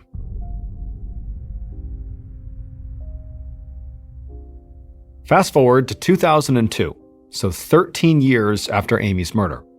Detective Roger Spurgeon, the lead cold case detective at the Indianapolis Police Department, got a call at his desk. And when he answered, he heard a man's voice, and this man sounded totally afraid. The man told the detective that the previous night he had had these horrible dreams about the murder of Amy Widener that had taken place back in 1989. The man said he worked at the school where Amy had gone, so he had known her, but not very well, but now he was having these visceral dreams about her death. And so he felt like he just needed to pass on what he was seeing in these dreams because he believed maybe it could help police solve the murder, which in turn could make these terrible dreams go away. Detective Spurgeon just sat at his desk, stunned by what he was hearing. Getting bizarre phone calls about old homicide cases was not totally unheard of. Usually they didn't lead to anything. But this man sounded genuinely upset. And so, operating on a hunch, Spurgeon took down notes on these dreams the caller was having. And after the call was over, Spurgeon pulled Amy's case file. The caller's supposed dreams did give a lot of details about Amy's murder. But for the most part, these details had all been covered in the press at the time of Amy's death, or in the years following. Spurgeon figured this caller was not the most dependable source, but he couldn't just let this go. After all, this man could have details about the murder, not because he was dreaming it, but because he was involved. And so the detective dug into this man's background, and he discovered that he did in fact work at Amy's high school, like he had said. So Spurgeon went to the school and met with several teachers and administrators who knew the caller, and many of them had actually worked at the school when Amy was killed as well. Now, during these initial few conversations, nothing really stood out to Spurgeon, but then the school's guidance counselor told Spurgeon something that was really strange. They told him that they knew who the man was who claimed to have these dreams about Amy, and they said this man could not have killed her, because on the morning of Amy's murder, that man, the caller, had been working at the school. And the guidance counselor said on the day of the murder, this person, this man, kind of out of nowhere, had this violent episode where he just started screaming and kicking things. In fact, his episode had gotten so bad that eventually the counselor had to help the man out of the school and drive him home. This was definitely a new one for Detective Spurgeon. He'd gotten some strange calls before, but this man's dreams and now his episode on the morning of the murder were something else. Spurgeon followed up with the man who had called him about his dreams, and he even re-interviewed several people who'd been connected to the initial murder case. But just like during the initial investigation, nothing came out of these interviews. After several months of looking into the case again, the detective had nothing new. And so Amy's killer remained unknown and free. And soon her case went cold again. And it would stay that way for almost another decade.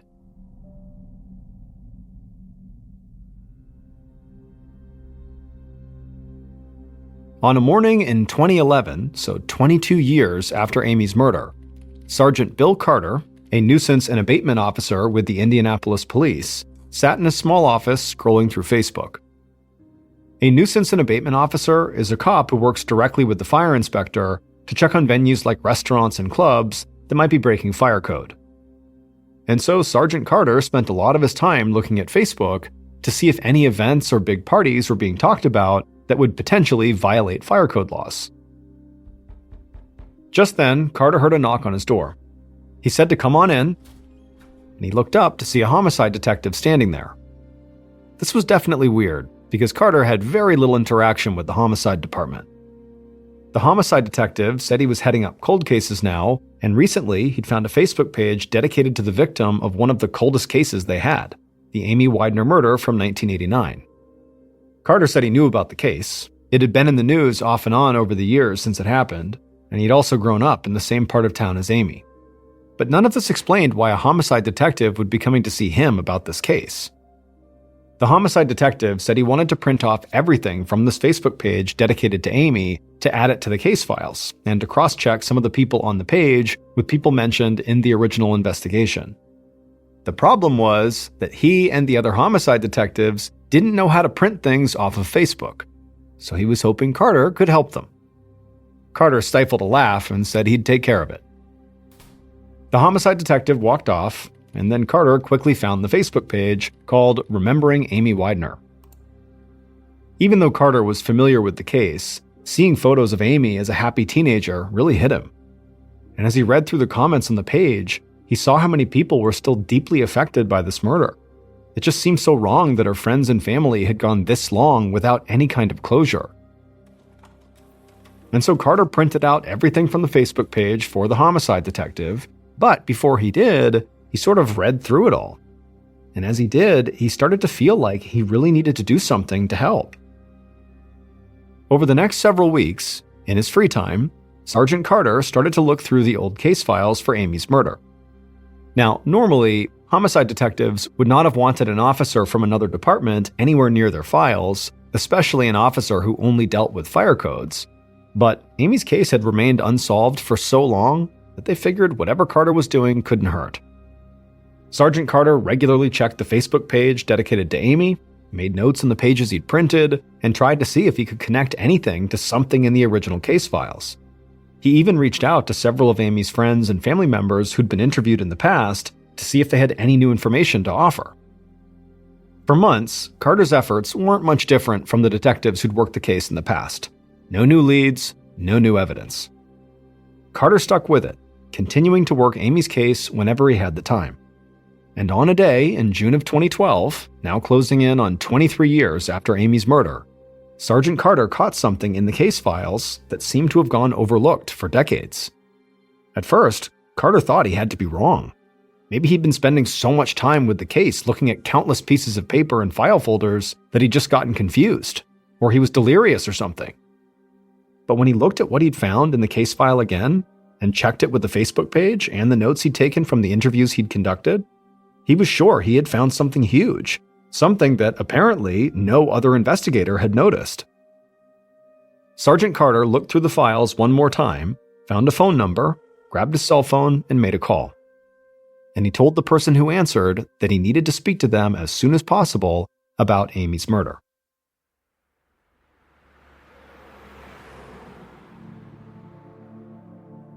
On June 27th, Carter headed over to this person's house to meet them. But when he got there, the person was gone and nobody seemed to know where they went. Soon, Carter found this person had emptied all their bank accounts, quit their job, and just disappeared without a word to anybody. Sergeant Carter couldn't believe it. For the first time in over 20 years, Indianapolis police thought they might be getting closer to solving Amy's murder. But now the person they needed to talk to had fled. And for all Carter knew, this fugitive could be halfway around the world already. A little over a week later, in early July, Carter was at the station with other officers from several departments. A team of Indianapolis police had been working with different agencies to try to track down the fugitive that they believed might be connected to Amy's murder. And now they were waiting to hear something, anything, that might help with their investigation. And luckily for Carter, it didn't take long for him to get what he wanted. And that day, a very excited officer approached Carter and the others. And he said, using credit card data, investigators had discovered that the fugitive had rented a car in town. And using that rented car's OnStar security service, they now knew exactly where that car was parked. Carter asked where it was, half expecting it to be on the other side of the country or somewhere across the border. But the officer said that was not the case at all. The rental car was at a house right here in Indianapolis. Minutes later, police cruisers roared down a residential street and pulled up to a house. Carter and the other officers got out of their cars and quickly approached the front door. Right there in the driveway was the fugitive's rental car. As Carter prepared to knock on the door, several other officers around them put their hands on their holsters, ready to draw their weapons. They didn't know if the fugitive was even inside, but they had to be prepared for anything. Once they were ready, Carter knocked on the door. Moments later, a man answered. Carter told the man who they were looking for, and as soon as he did, suddenly there was a scream coming from inside the house. Carter and several other officers bolted inside, and they found the fugitive standing there in the kitchen. And there was blood running down from the slash on their wrist, and they were holding a knife to their own throat, threatening to kill themselves if the cops came any closer. Carter and the other officers took a breath and tried to keep everybody calm. Several officers talked to the fugitive, urging them to put the knife down and to get medical help. And slowly, the tension in the room eased a bit, and the fugitive did drop the knife. At that point, officers rushed the fugitive, trying to stop the bleeding from their wrist, while making sure the fugitive couldn't hurt themselves, or any of the officers, or try to make a run for it. An ambulance soon arrived, and paramedics sped the fugitive to the hospital, with police following closely behind. And luckily, the fugitive got medical help just in time. And later that day, after Carter and other investigators got to meet with the fugitive in the hospital, they finally figured out, after more than 20 years, who had killed Amy Widener.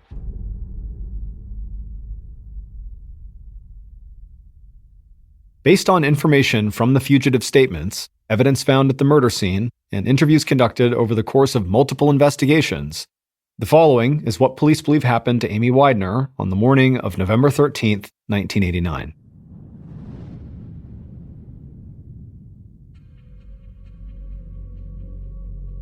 On that day, just after 7:30 a.m., the killer walked through the first floor of Amy's house. They moved slowly, and in their hand they gripped a metal pipe. The killer stopped at the bottom of the stairs and listened. They thought they heard someone coughing and maybe some laughter coming from the second floor. The killer walked up the stairs as slowly and quietly as they could, and then crept down a hallway towards Amy's bedroom where they heard the noises. Once they reached the door, they threw it open and they saw Amy sitting up in bed with her little girl. Amy screamed and put her baby down on the floor, then she climbed out of bed and leapt at the killer. Amy threw her fists at the killer and fought back as hard as she could as the little girl ran out of the bedroom. The killer wrapped their arms around Amy and shoved her back onto the bed. Amy kept fighting, but the killer raised the metal pipe and struck Amy on the arms and chest, stunning her.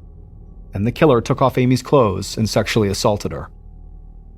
But through it all, Amy continued to fight back, constantly slashing at the killer until the killer was bloodied. But at some point, the killer managed to steady themselves against the wall. They raised their metal pipe again, and they slammed it directly into Amy's forehead. At that point, Amy stopped moving. The strike in her head had killed her. But the killer wanted to be sure she really was dead. So after that, they wrapped their hands around Amy's throat, and they strangled her until they knew she had stopped breathing. Then the killer got up and ran out of the room and down the hall, right past Amy's young daughter. Once the killer was back downstairs, they went into JP's room, threw open the dresser drawers, and grabbed the $50 out of one of them. After pocketing the money, they picked up some stereo equipment and then ran out of the house through the sliding door that led onto the back porch. As the killer ran away, they just hoped nobody had seen them and that maybe they would get away with the horrific act they had just committed against their best friend's sister.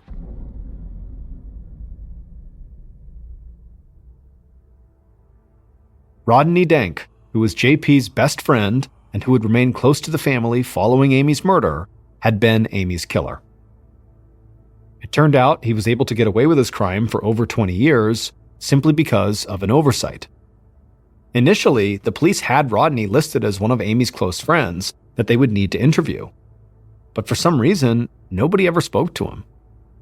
Rodney did not get questioned in the initial investigation or in the secondary investigation when that man had called in to tell police about his dreams. This oversight was what Sergeant Carter, the nuisance and abatement officer, noticed when he started digging into Amy's case in his spare time. He saw Rodney's name listed in the guest book from Amy's funeral, and then he found Rodney mentioned in other notes from the investigation. But he didn't see any record of Rodney ever being interviewed. So Carter tracked Rodney down and set up a meeting with him. At the time, Carter did not have any idea if Rodney had a connection to the murder or if he could even offer any information. He just wanted to speak to Rodney because nobody ever had. But when Carter went to meet Rodney and realized he had fled, that immediately made Rodney the first major suspect the police had in the case in 2 decades. After police finally caught up to Rodney, they discovered that his palm print matched the bloody print found in Amy's room. And while Rodney was recovering in the hospital, he would confess to what he did to Amy. However, in his confession, he did not make it clear if he had gone to the house with that intent, or if he had simply gone there to rob his best friend JP, and then she had been a target of opportunity. It was also never clear if the man who had called the police in 2002 really experienced those dreams that supposedly showed Amy's murder. And police also don't know what caused that man's violent episode on the day Amy died. However, they do know that that particular man who called in about his dreams had absolutely no involvement in Amy's death. Ultimately, Rodney Dank was sentenced to 65 years in prison. Sergeant Carter was named Investigator of the Year by the Indianapolis Police Department based on his work on this case. As for Amy's daughter, she was raised by Amy's mother, Gloria.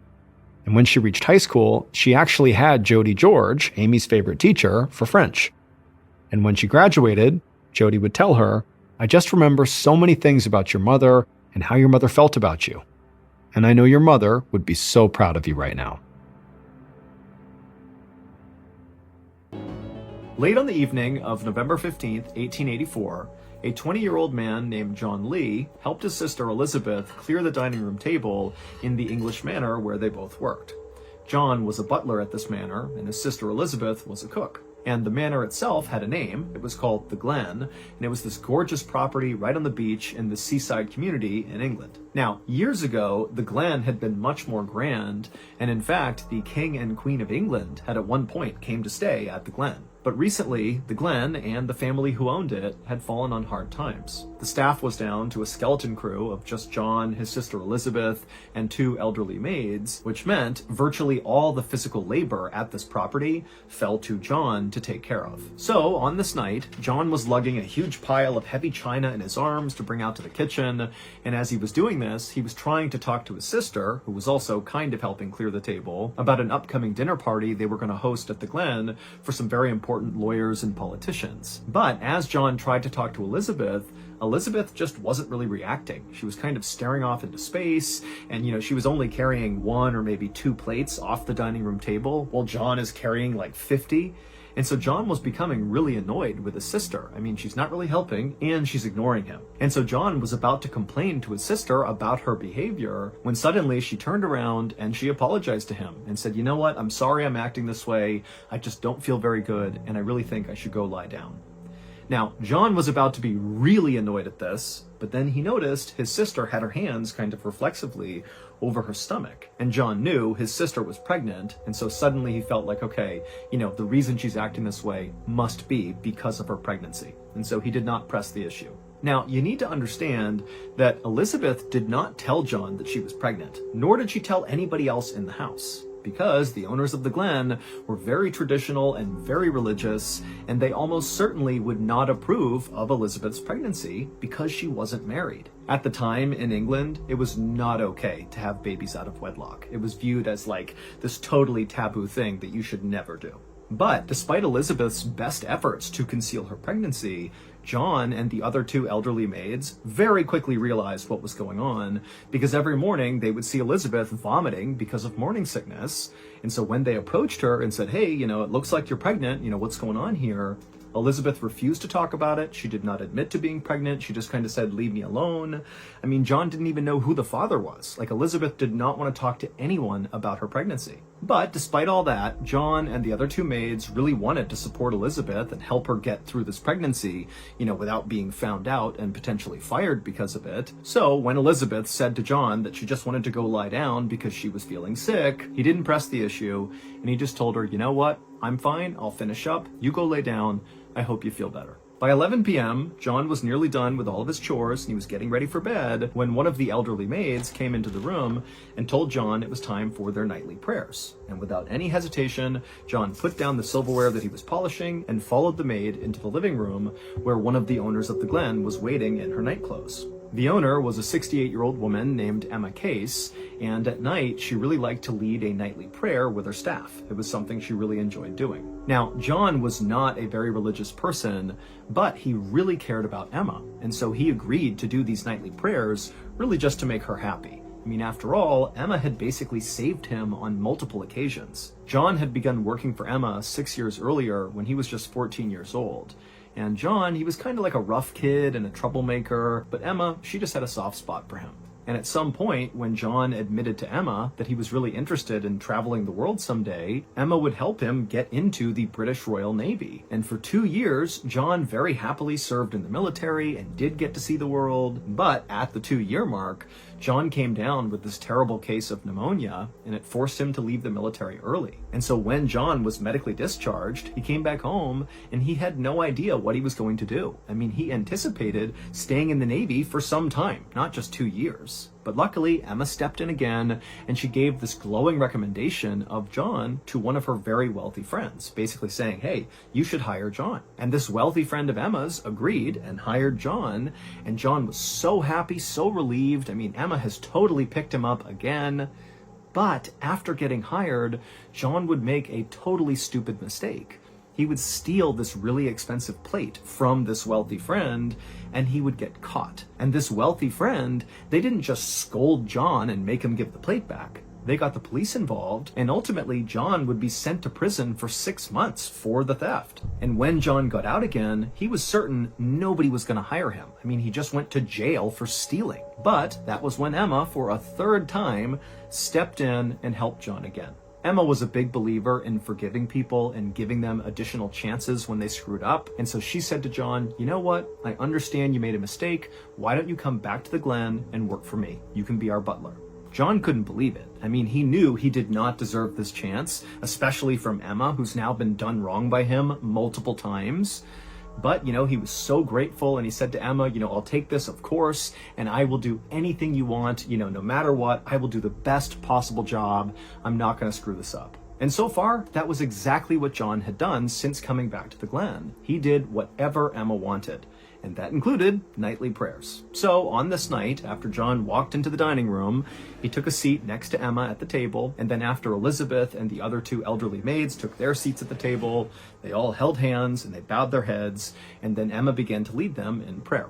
When the service was over, the 2 maids got up and headed to the kitchen to make a cup of hot cocoa for Emma. Emma typically stayed up really, really late, basically later than anybody else in the house, and she liked to drink hot cocoa and just sit by the fire and, read and write letters. It was just kind of her time to be alone and to be left alone. And so after the maids had gone, John stood up too, and he said goodnight to Emma and told her to enjoy the rest of her night, and then he made his way into the kitchen and he went into the pantry, which doubled as his bedroom. And once in the pantry, he pulled out his cot, climbed under the covers, and he fell asleep.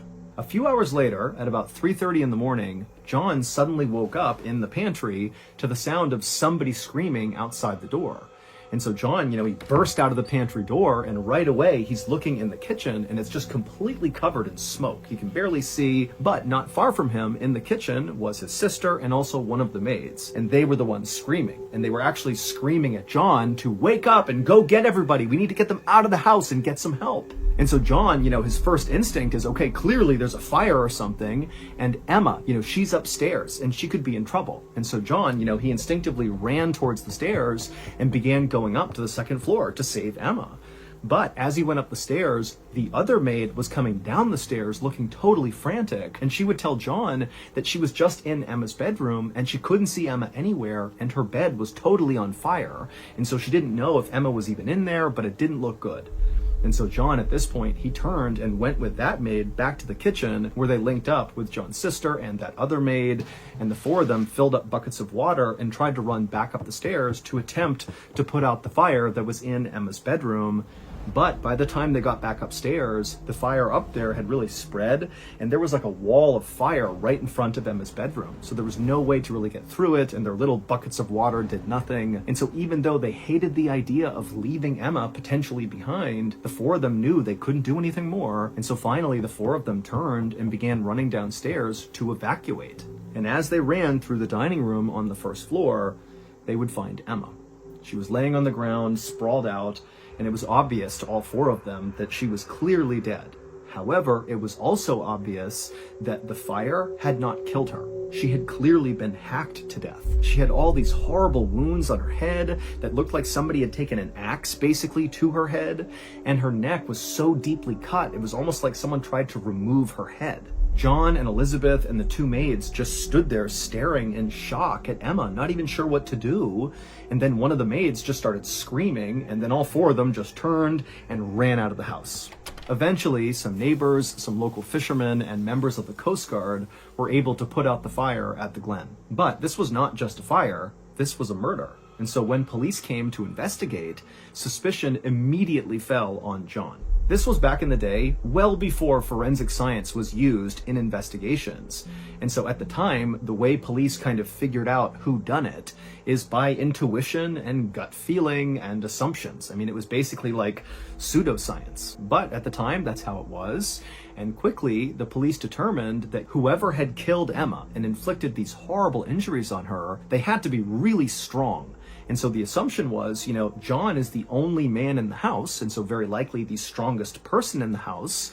And so he must have been the one to do this, because it didn't look like anybody else had the strength to do this. Also, the investigators found these blood trails underneath the rubble from the fire that showed Emma had not actually been murdered where she was found on the ground in the dining room. Instead, she had actually been killed in the hallway near the stairs, which was not far from the pantry where John slept. And basically right outside of John's pantry door was a bloody hatchet and a bloody knife. And on top of all of that, investigators also determined that the fire had been set intentionally, and the person who set it had used this particular type of oil that was very flammable, and they had doused it all over the house and ignited it. And it turned out the only place where this oil was located inside of the Glen was inside of the pantry where John slept. So on the same day this whole fire breaks out and they find Emma dead, John was arrested for Emma's murder.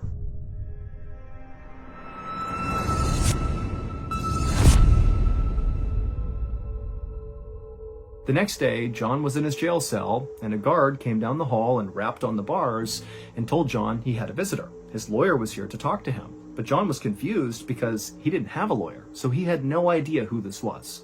But regardless, the guard opened up the cell and he led John down the hallway to this room, and when John walked in, he saw there was this man who was very well dressed and very handsome. He was sitting at this table, and clearly he was waiting for John.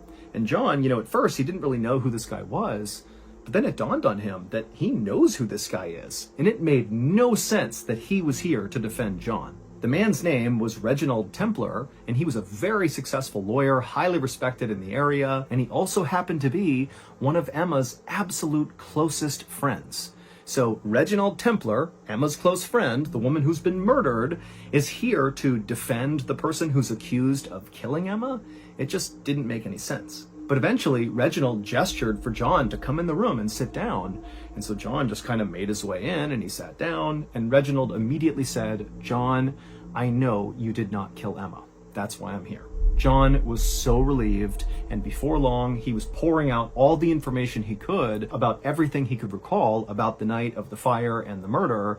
And as he did, Reginald took all these notes, and he began creating a framework for John's defense. And so by the time John was back in his jail cell, he couldn't help but feel kind of optimistic that maybe with Reginald's help, he could actually beat this thing and prove he didn't do this. But John's relief would be short-lived. His first court appearance went extremely well. Reginald showed up in a fancy suit, and he was just completely on his game and just ripped the prosecution apart and basically said their entire case was just circumstantial, and he rattled off all these legal precedents, which John didn't really understand, but he looked up and saw the judge definitely knew these precedents and was impressed with what Reginald was doing. And then also Reginald would say that the police did a terrible job investigating. They basically didn't investigate and just jumped to conclusions that it was John. And so as Reginald is basically destroying the prosecution, Reginald looked over at the prosecutor, and he could tell the prosecutor looked really nervous. And so John was really starting to feel confident that Reginald was exactly what he needed.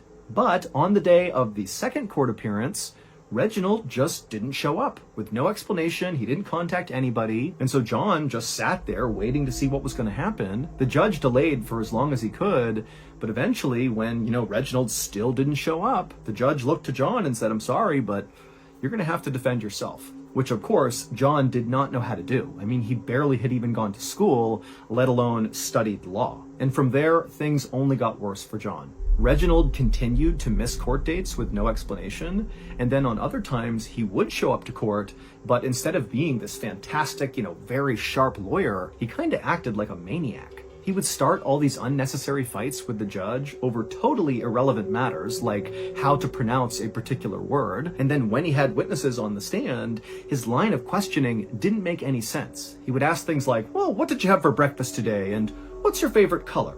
And then finally, Reginald just withdrew altogether from the case, leaving John with no lawyer at all, which admittedly might have actually been an improvement for John. After Reginald withdrew, another lawyer found out about it and took pity on John and volunteered to take on the case.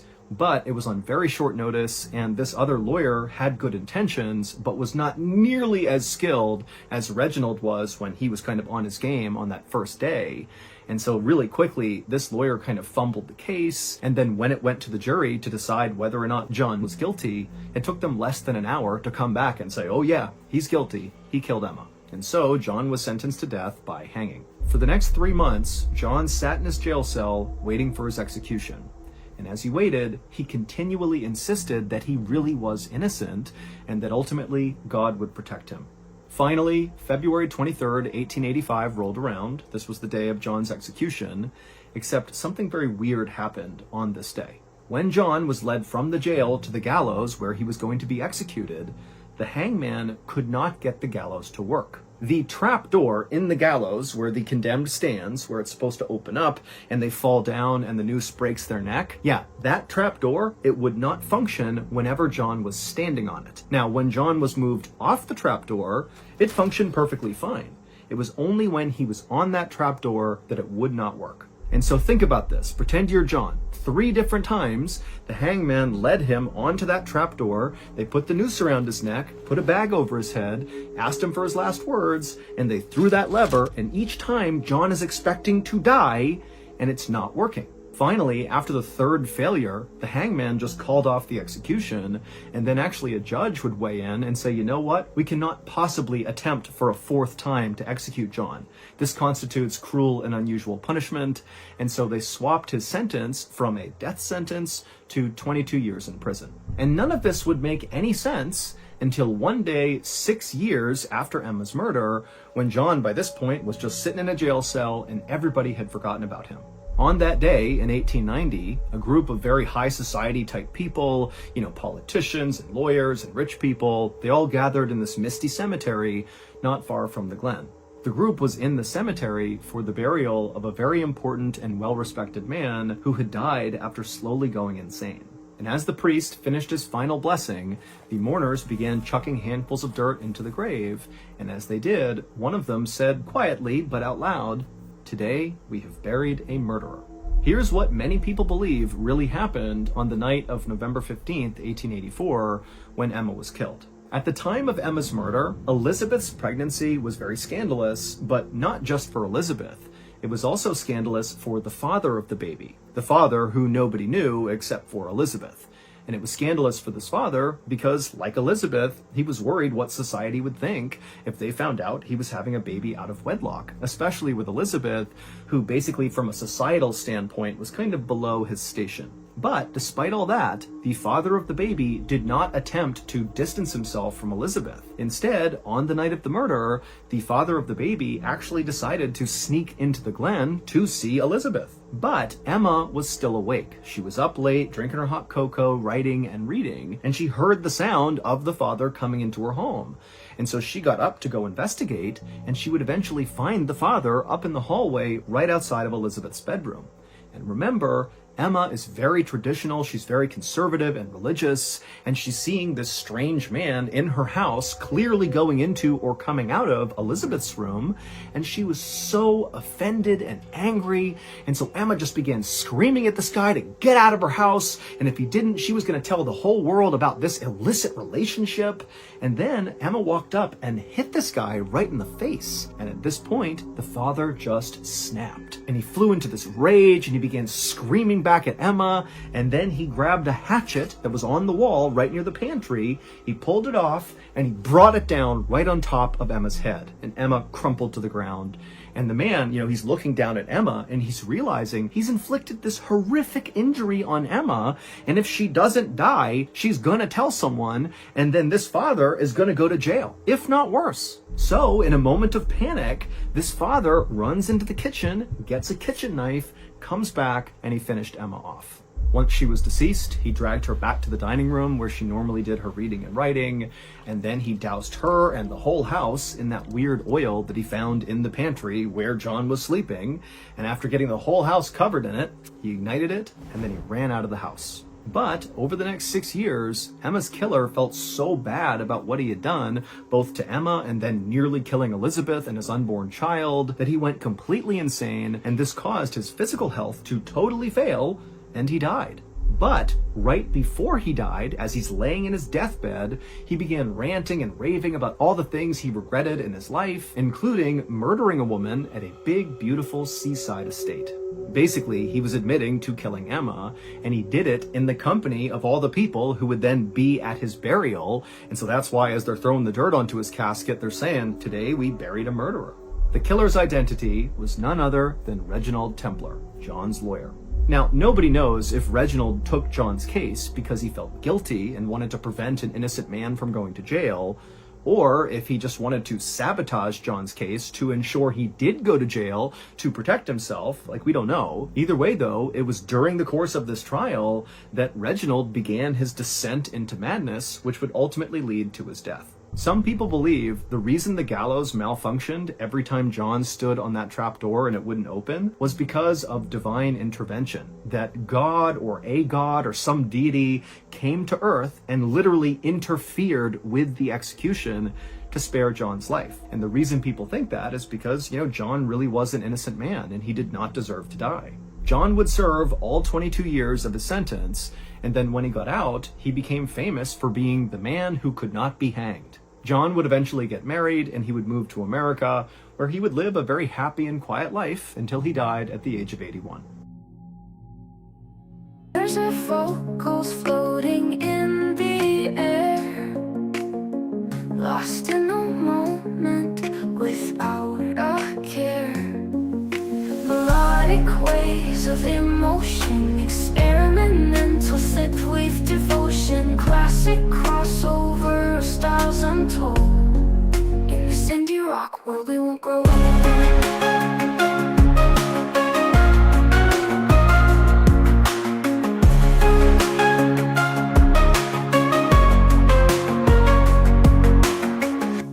captivating blend of alt rock. In this journey we'll never stop. Female vocals.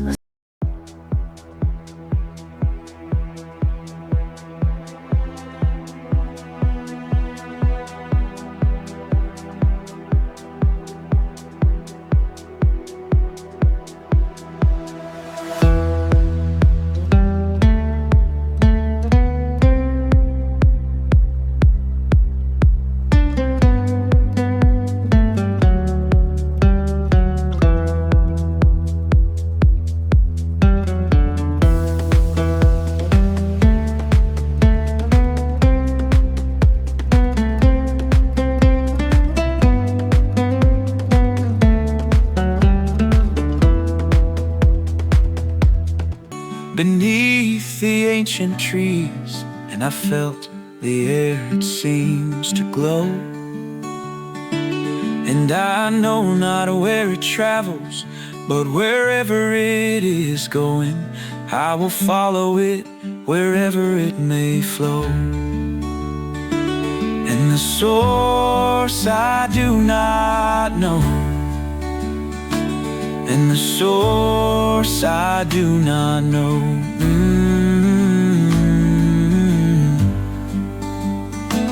And the source I do not know,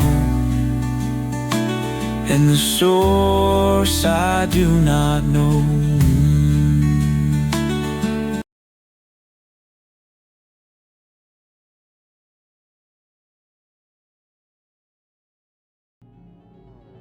Hey everybody, as mentioned earlier, right now you can listen to over 100 news stories on the MrBallen podcast wherever you listen to podcasts. It's available on all of them. And so right now, I'm going to play you a clip from an episode of the MrBallen podcast. It's called Rendezvous in Capistrano. Enjoy. At 10 p.m. that night, Deputy Tony Castillo of the Orange County Sheriff's Department was in his cruiser out on his usual rounds. Deputy Castillo eased off the gas when he noticed a silver Dodge Stratus car pulled over in the breakdown lane on a rural highway outside of San Juan Capistrano. It was pitch black and there wasn't much traffic,